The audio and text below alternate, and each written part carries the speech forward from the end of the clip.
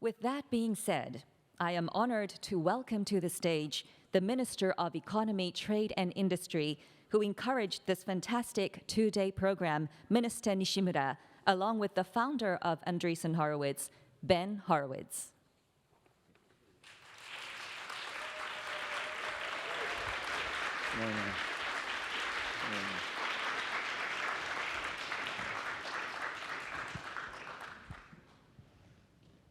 May I start?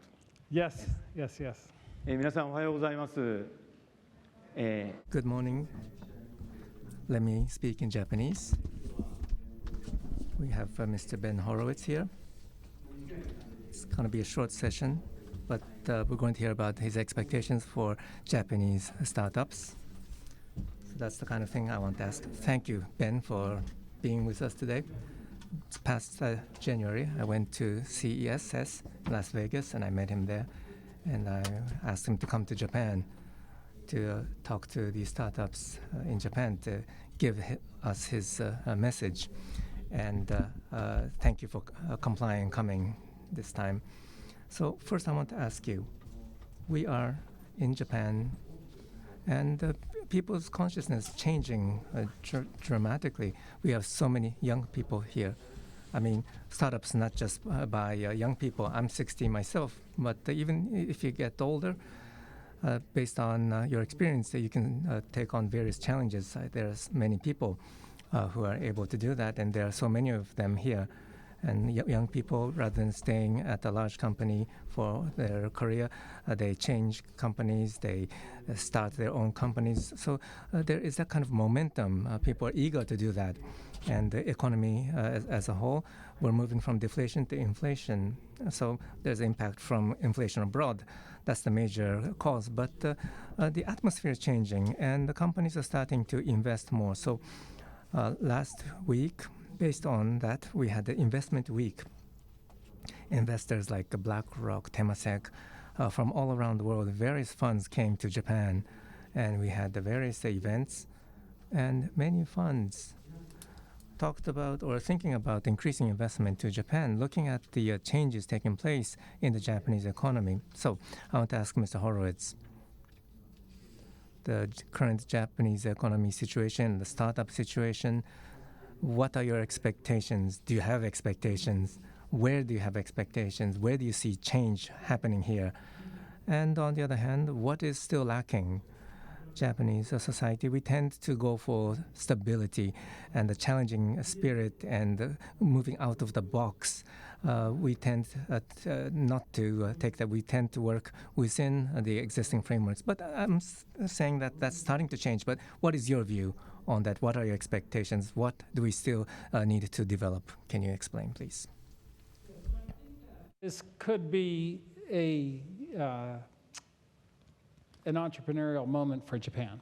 And I really believe that because there are three big driving factors. One is geopolitical, one is technological, and the third is cultural. So on the first, if you look at kind of the rise of entrepreneurship in Asia, much of it came from China, but as we have been tracking Chinese entrepreneurs very carefully, many are leaving the country. So there's an opportunity to attract tremendous talent from China. Secondly, Singapore had become the hub of both crypto and financial services entrepreneurship in Asia, but due to their ties with the large financial companies, they've moved to a regulatory posture that's made that less attractive. And so Japan being by far the most attractive country to live in Asia, and Tokyo being easily the best city, Japan has the opportunity to attract the very best entrepreneurs in the entire continent. And then secondly, if you look at it from a technological lens, Japan was very strong during the era of electronics and hardware, but then lost momentum during the software era. We're entering a third era, which is the era of AI, which is very different than the software era, both in the way the technology works and kind of very important with respect to Japan, how the user interface works. So I think this is an opportunity for Japan to kind of get back into technological lead from that standpoint. And then the third, and you alluded to it, is cultural. And I think of, as an outsider, I think a lot of people see Japan and say, well, Japan's very conservative and a huge deference to the old way of doing things and so forth. And all that's true, but the most stunning thing about Japan isn't what the culture is, it's the dramatic cultural adherence, that everyone in the country kind of falls in line with a single culture, and that's like nowhere else in the world. So I think the smaller thing is, if Japan can change its culture, then it can change it uniformly. And that can be very, very powerful. And we know that Japan has had in the past a very strong entrepreneurial culture coming out of World War II, building companies like Toyota and Panasonic and NEC and Nintendo and so forth. So there's no question the talent is here and the ability to have an entrepreneurial culture is here. And then the cultural strength is here. So it's a relatively small modification, I think, culturally, to take advantage of both the geopolitical and the technological conditions, and so, which is why we're here. ありがとうございます。Thank you for that. As you say, whether it's Toyota or Panasonic, Sony, they started as startups and they exerted entrepreneurship and then they started. So there's no way that Japanese can't do this. But Japanese society, economy as a whole, I call it the middle-aged, male-dominated society. I'm a middle-aged man myself, 60. Maybe I'm a little older than middle-aged, but the women, young people, talented, non-Japanese, diverse talent, we have not been able to capitalize on. And I think we're really changing that in a big way. And so go global is what I mentioned yesterday. So we should not be satisfied with the small successes domestically, and we should aim for the world is what I always tell people. You know a lot about Japan, Ben-san, and so we have this size and stability in the domestic market, and you get certain profits. And so some people get satisfied, but I want people not to be satisfied. I want them to go abroad. So 1,000 people are going to send to Silicon Valley, Singapore, Nordic countries, various places, so that they compete there and enhance their skills. So in the autumn, we're going to open a base in Silicon Valley, so that when those people go to Silicon Valley, they can stop by and they can have various exchanges. Now, Silicon Valley, it seems that it's difficult for international people to go in and enter that society. So I hope that with your help, we can have them exchange and come in contact with different cultures, different ideas, so that they can move on to the next step. So our center in Silicon Valley, how to use that, and also in dispatching people overseas, how can we establish networks and how to have great exchanges? I mean, in order to diversify our society and ideas, I think that's very necessary, I think. So on those initiatives, do you have any advice about how we should use our base in Silicon Valley and how we can work as a society as a whole? I mean, if we start moving, we're fast, but we have this uniformity. How can we break through? You talked about the 3 points. Maybe on the third point, can you give us further advice, please?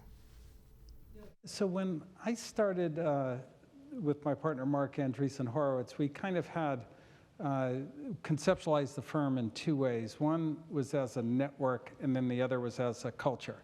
And so if you think about new companies, the entrepreneur is one part, but you need the employees, eventually you need executives, you need partners and larger companies to work with, you need the help of policymakers and so forth. And so the idea of the firm was to basically network all those things to the entrepreneur and then create a culture that was conducive to building companies. So that was really our idea for who we were. So when you came to visit me in Las Vegas, the idea that made a lot of sense when I went back to the firm is, well, what if we bring a cultural networking event to Japan, which, welcome to it, with the idea being that, you know, you need a kind of set of live relationships to transmit these ideas. And that's a lot of what Silicon Valley is in general is, you know, if you're there, everybody is always talking about, okay, what's the latest technology? What are the new products that are coming out? What are the gaps in the industry and so forth? So it's on everybody's mind all the time. Mm-hmm. And by being kind of in that environment, people naturally kind of can see the next opportunity and build the next company. So I think that, you know, here in Japan, it's very, very valuable for people to kind of get into that environment and then come back and try and infect Japan with those same ideas. And in fact, we have an intern now from Empower who is working with us at Andreessen Horowitz, and she's, you know, every time I see her, her eyes are this big, and she's taking everything in and figuring it out. So hopefully she comes back and spreads the good word. Mm-hmm. Let me ask you, tell me about your recent initiatives for the Japanese government to encourage entrepreneurship.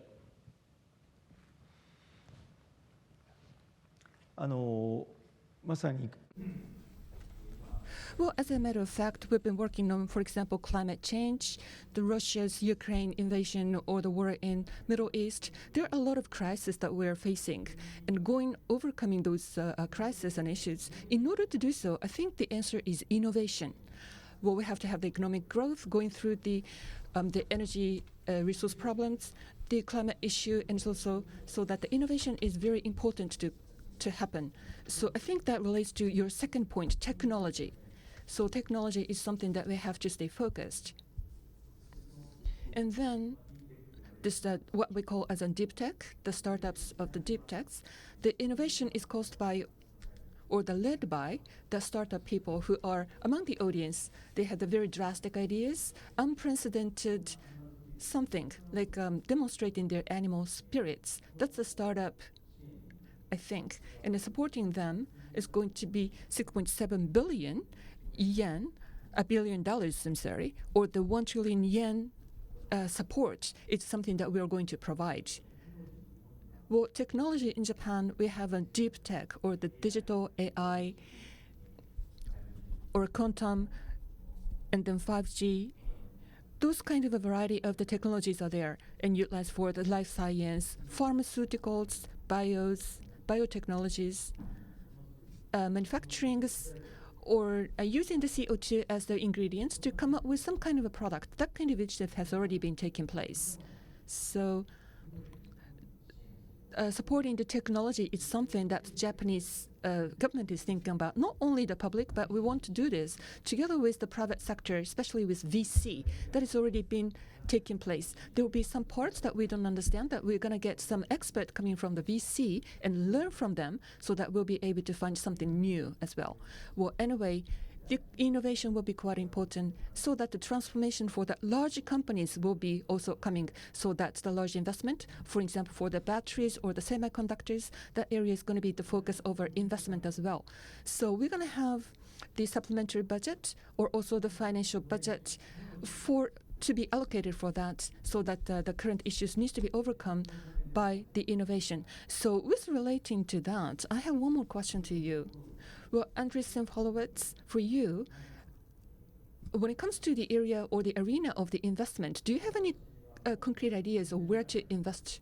Because about 30 years ago, well, when I met Mr. Son of the SoftBank, I was still working in much more junior seat in the METI, and we have had like an information interaction with him for an hour or so. And Mr. Son said that he is going to be focusing on 3 things only. One is digital, the second is infrastructure, and the third is the business which is growing to be the world #1. And he said that he's going to be engaged in the work just fulfilling those three missions. The first one is the mobile. The second is more like an investment as a vision fund. This is a part of the infrastructure. And then now, ARM, or the highly advanced semiconductor business. I think his focus has not been changing since the time that I talked with him. Well, you've been making the investment in the Facebook or Twitters or Airbnb. Well, the digital infrastructure has been the main domain as far as I'm concerned. Now, talking about the technology, that also has relates to life science and a lot of different areas like biotechnology is also that lies in Japan. Do you have any perspective for those areas? Do you have an exposure to that that investment and any expectation for Japan's market? I think that the way we think about investments is kind of in terms of platforms and applications, and the big, by far the kind of big new platform is AI, and the number of things that you can build on that, and that's going to manifest in everything from education to David Yulovich was just talking about defense and public safety and these kinds of things. But probably, in a lot of ways, the most interesting area that we see is in kind of both bio and healthcare. So drug development and diagnostics and so forth, and then healthcare. So, for example, if you look at just something that seems simple like diagnosis, what's wrong with you? The way it's done today is very, very trivial. A doctor will listen to your heartbeat, take your temperature, and things that we could have done in 1880. But in the future, with AI, we can sequence somebody's genome, sequence their blood, sequence their microbiome, and very kind of comprehensively compare everything that is going on with them to everybody who has similar genetics and has ever been sick, and get very precise in what's causing the problem. So we have companies that can detect many kinds of cancer through a blood test and so forth.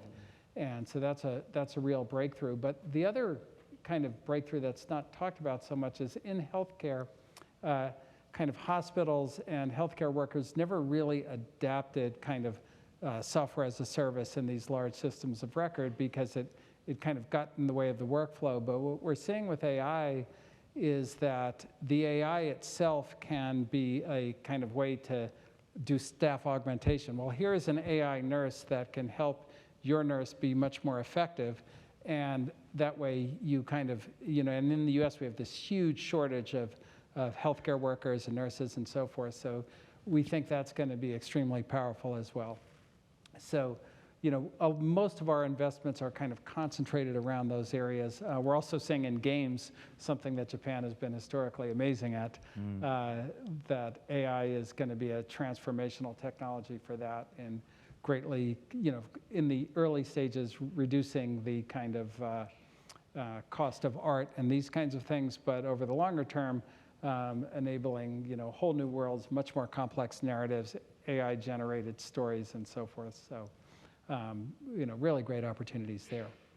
And let me ask you, what can we do to help?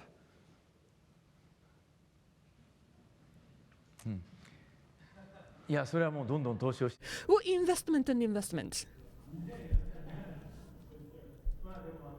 Well, but anyway, I think there has to be some kind of an entrepreneurship who will deserve your investment anyway. Well, anyway, in the area of AI as well, like generative AI for any domain is going to be used for anywhere. So that education or healthcare, they are going to use AI. Well, when it comes to the computation, resources, and also the data are going to be the competent things. Well, the data, we think we are quite strong. The healthcare data is also there, and the language model. Well, we have a lot of robotics, the robots working, made in Japan. Well, in the manufacturing product lines, the data's images. Well, I think that's a multi-model data, what people call it. That AI needs to be developed more, and we want to do so. And we are trying to supplement more of the resources to back them up. So And so the human resources needs to also be developed so that they'll be able to fully leverage that data and the technology. Well, the labor shortage is a problem for the nursing care business, as you said, healthcare business, as you said, and also this technology area as well. But in order to have the enhanced productivity, there are a lot of things that we can do. Well, you are only one person, so that there is a limit of how much you can invest. But like a VC or venture capitalist, the people who are going to support the venture capitalists, we have to give a support to those people who are going to support the startups. Otherwise, we won't be able to back up the startups eventually. So we hope that we want to have the training from you for the people who are going to be supporting those entrepreneurs. How about that? That sounds good, and it's something that we're very good at, so we would be happy to help with that. Yes. ありがとうございます。ぜひお願いしたいと思います。Thank you very much. Yeah, well, we're running out of time, but lastly, just shortly, well, we have some women entrepreneurs today. Well, the people who are the female starting up the business in Japan is quite low, and probably the same in the US. Not many women entrepreneurs, right? Especially in the front rows. Yeah, there are some. Thank you for raising hands. So for the women entrepreneurs and also the Japanese young people, if you could give some message or the advice shortly. Thank you.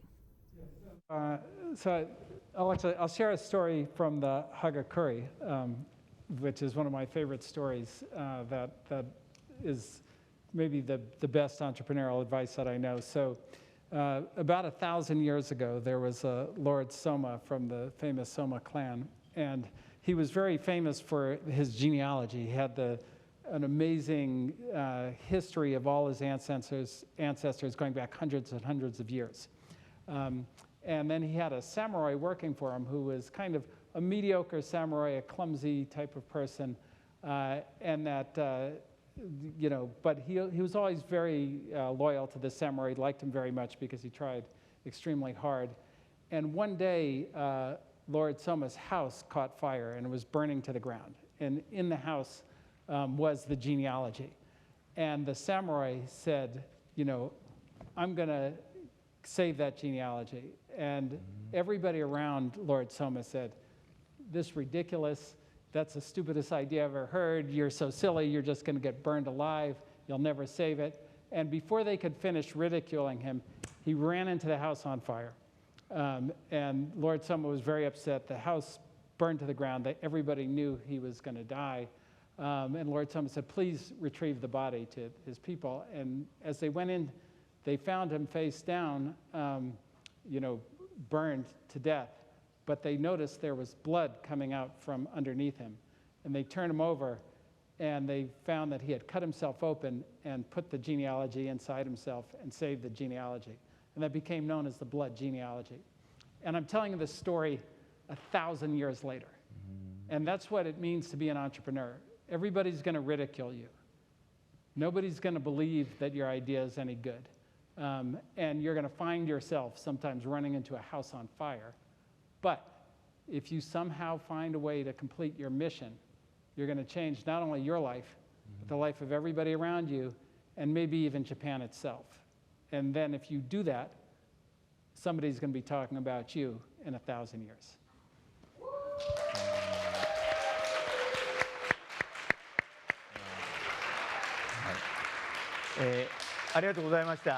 Well, thank you very much. Well, thank you for the wonderful story. We'll be already past the time.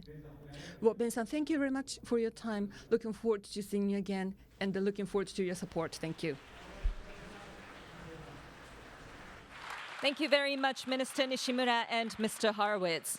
That was such a compelling and inspiring conversation that I hope everyone in the audience enjoyed.